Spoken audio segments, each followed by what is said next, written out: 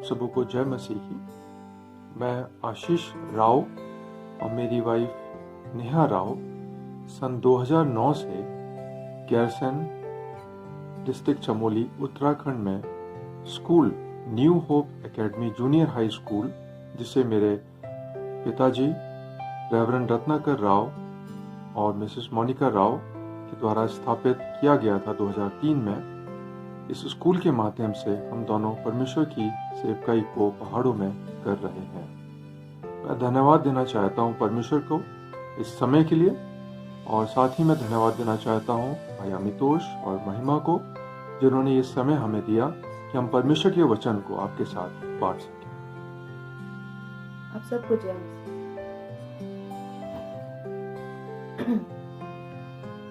मैं तेरे आगे आप चलूंगा और तुझको विश्राम दूंगा। मैं तेरे आगे आप चलूंगा और तुझको विश्राम दूंगा। चिंता न करो, भय न करो, हाथ पकड़ कर तुझे मैं चलाऊंगा। चिंता न करो, भय न करो, हाथ पकड़ कर तुझे मैं चलाऊंगा। मैं तेरे आगे आप चलूंगा और तुझको विश्राम दूंगा। मैं तेरे आगे आप चलूंगा और तुझको विश्राम दूंगा।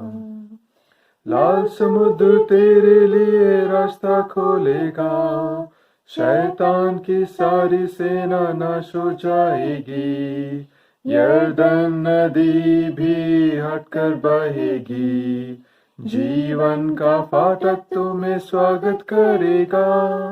लाल समुद्र तेरे लिए रास्ता खोलेगा, शैतान की सारी सेना नाश हो जाएगी। यरदन नदी भी हटकर बहेगी, जीवन का फाटक तुम्हें स्वागत करेगा।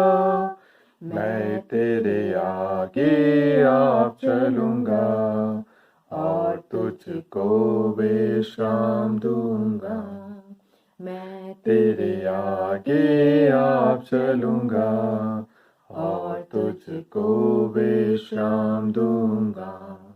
चिंता न करो, भय न करो, हाथ पकड़ कर तुझे मैं चलाऊंगा। चिंता न करो, भय न करो, हाथ पकड़ कर तुझे मैं चलाऊंगा। मैं तेरे आगे आप चलूंगा और तुझको विश्राम दूंगा। मैं तेरे आगे आप चलूंगा और तुझको विश्राम दूंगा। धन्यवाद।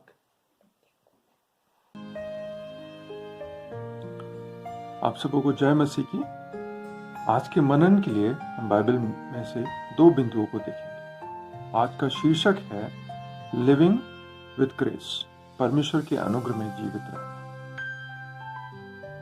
ग्रेस की डिक्शनरी मीनिंग है the unearned favour of God, जो हमने बिना मेहनत के कमाया परमेश्वर। आइए हम अपने बाइबल में 2 कुरिन्थियों उसका 12वां अध्याय उसकी 9 से 10 आयत पढ़ेंगे। पर उसने मुझसे कहा, मेरा अनुग्रह तेरे लिए बहुत है, क्योंकि मेरी सामर्थ निर्बलता में सिद्ध होती है। इसलिए मैं बड़े आनंद से अपनी निर्बलताओं पर घमंड करूंगा कि मसीह की सामर्थ मुझ पर छाया करती रहे।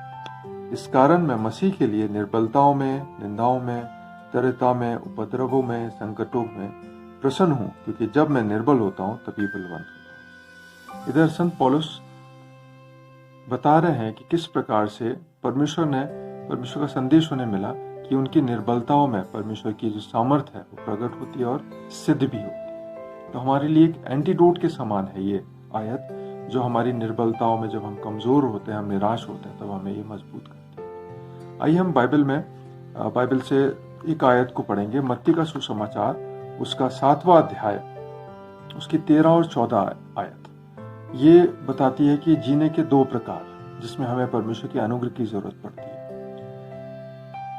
सकेत फाटक से प्रवेश करो, क्योंकि चौड़ा है वो फाटक और सरल है वो मार्ग जो विनाश को पहुंचाता है। बहुत से हैं जो उसमें प्रवेश करते हैं, क्योंकि सकेत है वो फाटक और कठिन है वो मार्ग जो जीवन को पहुंचाता है, और थोड़े हैं जो उसे पाते हैं। सो इसमें लिखा है कि परमेश्वर अपने वचन के द्वारा हमें एडुकेट कर रहा, हमें इन्फॉर्म कर रहा, हमें बता रहा है कि जीवन जीने के लिए परमेश्वर ने हमारे पास दो ऑप्शंस दिए हैं, दो विकल्प दिए हैं, सकेत फाटक से और चौड़े फाटक से। इसमें अच्छी बात यह है कि परमेश्वर कभी भी हमें कंट्रोल नहीं करता है। परमेश्वर हमें जो निर्णय लेने का अधिकार है उसने हमें दिया है। डिसीजन मेकिंग जो पावर है, राइट है, वो हमारे पास है। हम डिसाइड करते हैं, हम डिसाइडिंग अथॉरिटी है, और हम जैसा डिसाइड करते हैं उसका जो परिणाम है, रिजल्ट है, वैसे ही होता है। तो इसमें लिखा है कि चौड़ा फाटक जो सरल है, जिसमें लग्जरी है, जिसमें प्लेजर है, जिसमें संसारिक हर खुशी है, हर ड्रीम्स हैं, वो अल्टीमेटली मृत्यु को पहुंचाता है। और परमेश्वर नहीं चाहता कि हम उसे चुने। परमेश्वर क्या चाहता कि हम चुने? इसमें लिखा है सकेत फाटक से प्रवेश करो। परमेश्वर की इच्छा उसके वचन के अनुसार हमें ये मिलती है कि हम सकेत फाटक से प्रवेश करें, क्योंकि सकेत है वो फाटक और कठिन है वो मार्ग जो जीवन को पहुंचाता है, और थोड़े हैं जो उसे पाते हैं। सो परमेश्वर क्या चाहता है कि हम उस नैरो वे से, नैरो पाथ से जाएं, जिसमें अनुशासन है, जिसमें डिसिप्लिन है, जिसमें सेक्रीफाइस है, जिसमें कठिनाइयां हैं, लेकिन कठिनाइयों के बाद हमारे पास जीवन भी है। सो परमेश्वर चाहता है कि हम उस नैरो पाथ को चूज करें। हम एक और रेफरेंस देखेंगे, लूका का सुसमाचार, उसका 14 अध्याय, उसका 26, 27 और 33 है। यदि कोई मेरे पास आए और अपने पिता और माता और पत्नी और बच्चों और भाई बहनों वरन अपने प्राण को भी अप्रिय न जाने, तो वह मेरा चेला नहीं हो सकता। और जो कोई अपना क्रूस न उठाए और मेरे पीछे न आए, वह मेरा चेला नहीं हो सकता। इसी रीति से तुम में से जो कोई अपना सब कुछ त्याग न दे, वह मेरा चेला नहीं हो सकता। सो हम लोग विश्वासी कहलाते हैं, विश्वासी, किसी पे विश्वास कर रहे हैं, हम क्रिश्चियंस कहलाते हैं। We are followers of Christ, हम प्रभु यीशु मसीह के अनुयायी हैं। सो जब हम ये कहलाते हैं, इसके लिए 3 कंडीशन जो अभी हमने पढ़ी।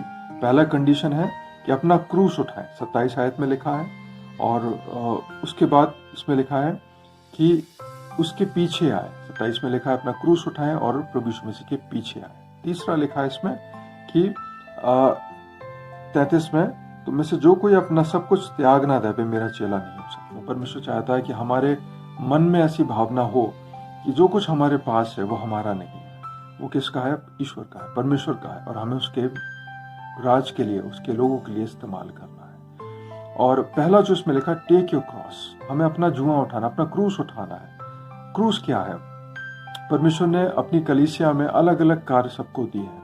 हमें पहचानना, हमें प्रार्थना करना है, फास्ट करना है, और परमेश्वर से पूछना है कि हमारा क्या क्रूस है, हमारी क्या रिस्पॉन्सिबिलिटी है, हमारी क्या जिम्मेदारी है, और उस जिम्मेदारी को हमें पूरा करना है। हो सकता है परमेश्वर हमें फुल टाइम बुलाए सेवकाई में, हो सकता है हमें पार्ट टाइम बुलाए, हो सकता है हम पूरे तरीके से परमेश्वर की सेवकाई में लगे, अपना पूरा समय दें, हो सकता है कि हम कुछ समय अपना जॉब करें, अपने कार्य करें, परमेश्वर की सेवकाई में करें। तो परमेश्वर चाहता है कि जिस किसी लेवल पे उसने हमें बुलाया, हम उसमें कार्य करें, और जिस किसी लेवल पे हैं, हमें कोशिश करना है कि दूसरे लेवल वालों को भी हम आगे बढ़ाएं और इंकरेज करें। जो लोग फुल टाइम में वर्क कर रहे हैं, हम लोग पहाड़ी क्षेत्र में रहते हैं, और पहाड़ी क्षेत्र में हम देखते हैं कि कई पास्टर प्रचारक जो इंडिपेंडेंटली वर्क कर रहे हैं, बहुत कम लोग उनकी देखभाल करते हैं, उन्हें उनकी सहायता करते हैं, मदद करते हैं। सो हम कोशिश कर सकते हैं कि उनको अपने समय के द्वारा कभी उनके घर पे विजिट करें, उनसे पूछें उनको किस बात की ज़रूरत है, उनको काउंसिल करें, उन्हें एडवाइस करें। और हो सकता है कभी कभी हम उनको फाइनेंशियली भी हेल्प करें, कभी कभी हम अपने समय को उनके बच्चों को दें ताकि हम उनके बच्चों को पढ़ा सकें, उनके कैरियर काउंसलिंग कर सकें। हम अलग अलग प्रकार से अपने अपने क्रूज को उठा सकते हैं, और उसको जो रिस्पॉन्सिबिलिटी हमें मिली है, जो एबिलिटीज़ हमें, टैलेंट्स हमें जो सीखने को मिला, वो हम दूसरों को भी शेयर कर सकते हैं। हमारी कोशिश ये होना चाहिए कि हम परमेश्वर के कलीसिया को और मजबूती दें और मजबूती से खड़े होने में सहायता करें। हम परमेश्वर हमारी मदद करें कि हम एक अच्छे डिसाइपल्स बन सकें, अनुयायी बन सकें, और परमेश्वर के राज को और बढ़ा सकें और किसी भी लेवल पे जो हम कार्य कर रहे हैं हम और बेहतर तरीके से परमेश्वर के कार्य को और आगे बढ़ाएं, उसके लोगों को सपोर्ट करें। सो आने वाले दिनों में इस 2021 में ऐसा होने पाए कि परमेश्वर हम सबको अनुग्रह दे कि हम जो 2 रास्ते बाइबल बताती है उसमें से वो रास्ता चुने जो जीवन को देता है, और दूसरा कि हम जैसा भी हमने पढ़ा कि प्रभु यीशु मसीह के सच्चे चेले बने और न केवल अपने शब्दों के द्वारा लेकिन अपने कार्यों के द्वारा, अपने सामान के द्वारा, अपनी चीज़ों के द्वारा, अपने रिसोर्सेज के द्वारा, अपने फाइनेंसेस के द्वारा हम दूसरों को भी ब्लेस कर सकें, ताकि परमेश्वर का जो अनुग्रह हमें मिला है वो हम दूसरों तक पहुंचा सकें। और इन सारी चीज़ों को करने में जब हमें मुश्किल आती है तो हमको पता है कि दूसरा कोरिन्थियों 12:9 और 10 में इसका जो मेडिसिन है वो हमारे पास है, इसके जो एंटीडोट है वो हमारे पास है कि जब हम निर्बल होंगे, जब हम कमज़ोर होंगे, जब हम अच्छा करना चाहेंगे नहीं कर पा रहे हैं, तब परमेश्वर का अनुग्रह हमें मिलेगा और वो हमें इनेबल करेगा, वो हमें उस लायक बनाएगा कि हम उस कार्य को कर सकें जिसके लिए परमेश्वर ने हमें बुलाया। हम हो सके कि हम परमेश्वर की सेवकाई को और आगे बढ़ाने वाले बन सकें। परमेश्वर आप सबको उसके वचन के पढ़े जाने के द्वारा आशीषित करें। धन्यवाद। आइए हम परमेश्वर से प्रार्थना करेंगे, अपनी आंखों को बंद करें। प्रभु जी, हम धन्यवाद देते हैं समय के लिए जो आपने हमें दिया। धन्यवाद देते हैं प्रभु जी आपके वचन के लिए जो हमें जीवन देता है, जो हमें जीवन से जुड़ी शिक्षाओं को देता है। हमारी सहायता करें कि हम अच्छी भूमि बन सकें जिसमें आपका वचन जब बोया जाता है तो फलवंत हो सके, कोई 60 गुना, कोई 70 गुना और कोई 100 गुना। हमारी मदद करें प्रभु जी ताकि हम फूड बियरिंग डिसाइपल्स बन सकें, फल उत्पन्न करने वाले शिष्य बन सकें। प्रभु जी हमारी मदद करें। आज हमने सुना आपके वचन से, हम उस मार्ग को चुने जो सकरा है, जिसमें अनुशासन है, जिसमें समस्या है, कठिनाइयां हैं, लेकिन अंत में जीवन है। होने दे प्रभु जी कि हम इस मार्ग को चुने और मदद करें प्रभु जी ताकि हम एक सच्चे चेले बन सकें, अपने क्रूस को उठा सकें प्रभु जी, अपना सब कुछ त्याग दें और आपके पीछे पीछे चलते जाएं प्रभु जी। होने दे प्रभु जी कि हमारे जीवन ऐसे हो सकें जिससे देख के प्रभु जी दूसरे लोग, दूसरे विश्वासी भी प्रभु जी और मजबूती से अपने आत्मिक ग्रोथ में प्रभु जी आगे बढ़ सकें। होने दे आत्मिक अपने जीवन में प्रभु जी और मजबूत बन सकें। हम अपने समय को आपके हाथों में सौंपते हैं, अपने जीवन को, अपने रिसोर्सेस को। होने दे प्रभु जी कि हर एक चीज़ जो आपने हमें दी है उसके द्वारा आपके नाम की महिमा हो सके और आपका राज आ सके। यीशु मसीह के नाम से मांगते हैं।